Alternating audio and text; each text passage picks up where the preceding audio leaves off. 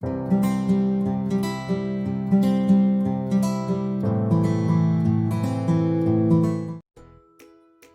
learn about purposive communication. Here is a quotation about communication. Listen with curiosity, speak with honesty, act with integrity. The greatest problem with communication is we don't listen to understand, we listen to reply.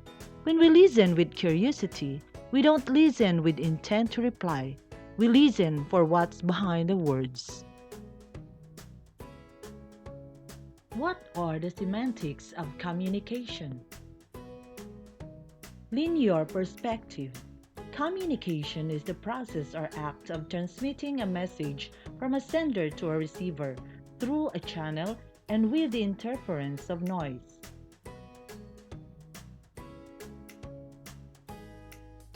Interactive perspective.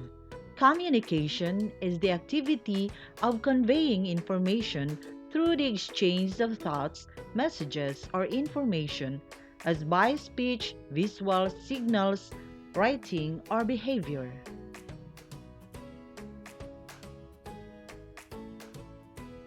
Etymological perspective. The word communication is derived from the Latin word communis, which means common. Symbolic perspective.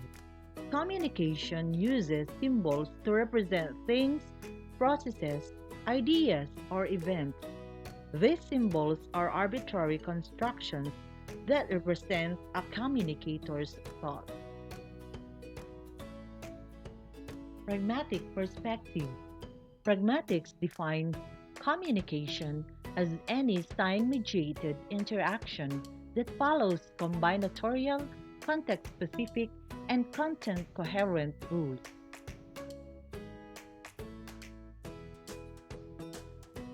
How about the elements of communication? Who is the sender? The sender is the origin of message who encodes feelings, ideas, thoughts, and emotions into some form of message. The process that begins with a specific intention or purpose from the sender is called the speaker's intention. How about the receiver?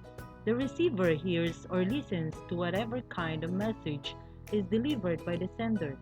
The receiver's decoding process to interpret a message depends on the various physical, psychological, physiological, mental, contextual, and cultural factors. This is because all individuals are unique who have inherited certain characteristics and developed others as a result of their families, friends, and education. What about message? Message is considered the substance of any communication flow. Messages establish connections or links among the communicative interlocutors. Messages are constructed verbally, non-verbally, through semiotics textually and visually. Verbal messages use words by the sender for the speech, while non-verbal messages are paralinguistic features like movements, gestures, facial expressions, and vocal variations that may support or contradict spoken messages.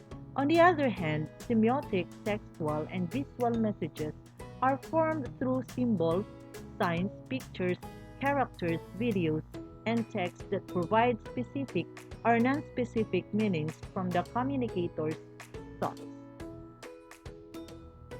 Encoded messages are sent by a medium called channel.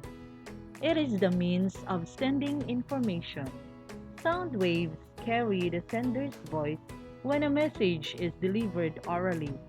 If messages are technologically sent, especially to a large number of people, example, newspapers that carry printed word and radio that conveys sound of music and news, it is called mass media.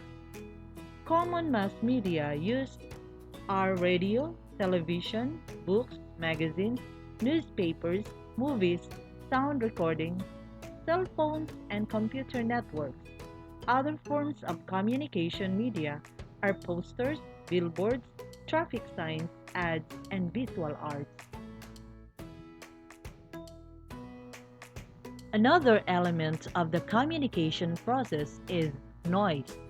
Noise is anything that blocks or interferes for communication to be successful. Noise can be physical, like headache or illness, mental, as daydreaming, auditory, like vehicles honking their horn, psychological, like depressed or stressed, or even visual, as sunlight in your eyes. These are considered barriers that can affect an individual's communicative interaction. Let me conclude this lecture with another quotation. The speaker conveys a message through words and action, but the audience gives meaning to that message through its own thought processes.